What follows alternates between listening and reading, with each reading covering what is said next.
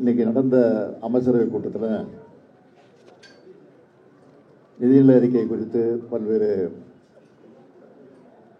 விளக்கங்களை அந்த துறையினுடைய அதிகாரிகள் தெளிவாக எடுத்து சொல்லியிருக்கிறாங்க.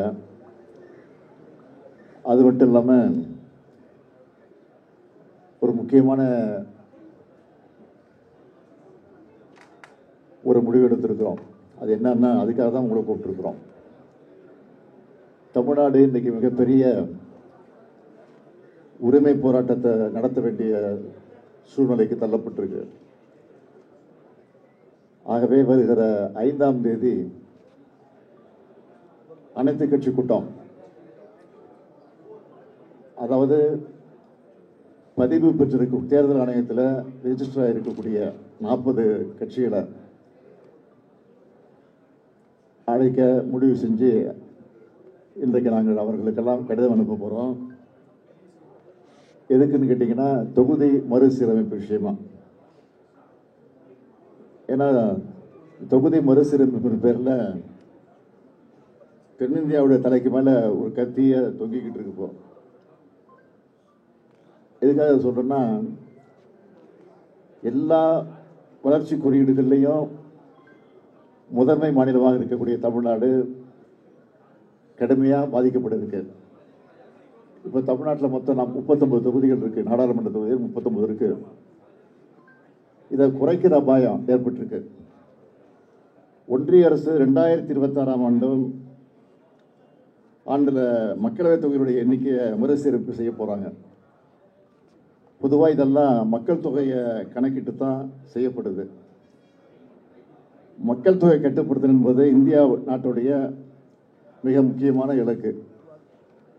அந்த இலக்கை பொறுத்த வரைக்கும் நம்ம தமிழ்நாடு வெற்றி பெற்றிருக்கு. அது எல்லாருக்கும் தெரியும்.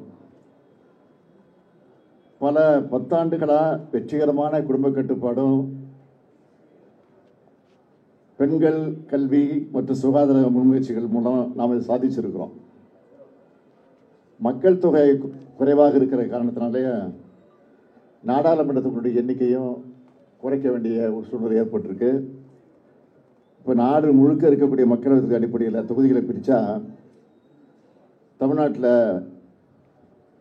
இருக்கக்கூடிய தொகுதிகளில் 8 தொகுதிகளை இழக்க வேண்டிய ஒரு சூழ்நிலை ஏற்பட்டிருக்கு. அதாவது இனி தமிழ்நாட்டுக்கு 39 எம்பிகள் இருக்க மாட்டாங்க, 31 எம்பிகள் தான் இருப்பாங்க. இன்னொரு முறையில் கணக்கிட்டு பார்த்தீங்கன்னா, நாட்டில் ஒட்டுமொத்த எம்பிக்கள் எண்ணிக்கை உயர்த்தி அதுக்கேற்ப பிரித்தாலும் நமக்கு இழப்பு தான் ஏற்படும்.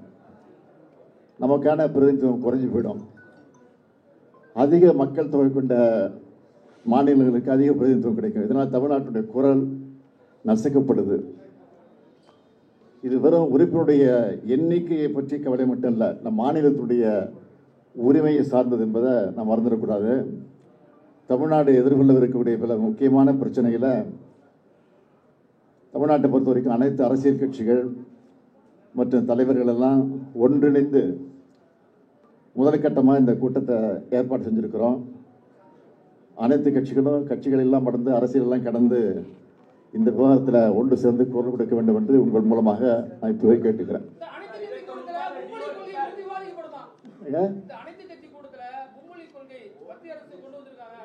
அதாவது இது அனைத்து என்ன கேட்டீங்க, மும்மொழி கொள்கை மட்டும் இல்லை, நீட்டு பிரச்சனை, மாநில அரசு தர வேண்டிய நிதி பிரச்சனை, எல்லா பிரச்சனைகளுக்கும் நீங்கள் கேட்குற மும்மொழி கொள்கை, இந்த பிரச்சனைகளுக்கெல்லாம் தீர்வு காணணும்னா நம்ம எம்பிக்கள் அதிகமாக இருந்தால் தான் குரல் கொடுக்க முடியும். ஆக அதுதான் முக்கியத்துவம். ஆக அதை தான் அடிப்படையை வச்சு தான் கொடுத்துருக்கோம்.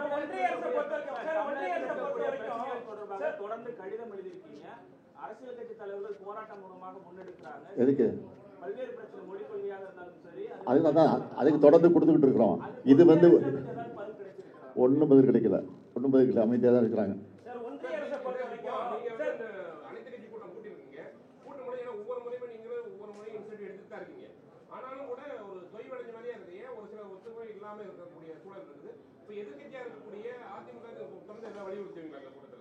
கூட அதிமுக வர போறாங்க.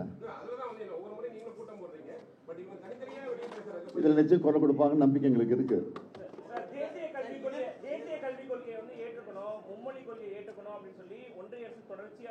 சொல்லிட்டு இருக்காங்க. தமிழ்நாட்டை பொறுத்த வரைக்கும் யாரும் சொல்ல நிச்சயமா வித்துடுது. அதுக்கு நாங்கள் தயாராக இருக்கிறோம்.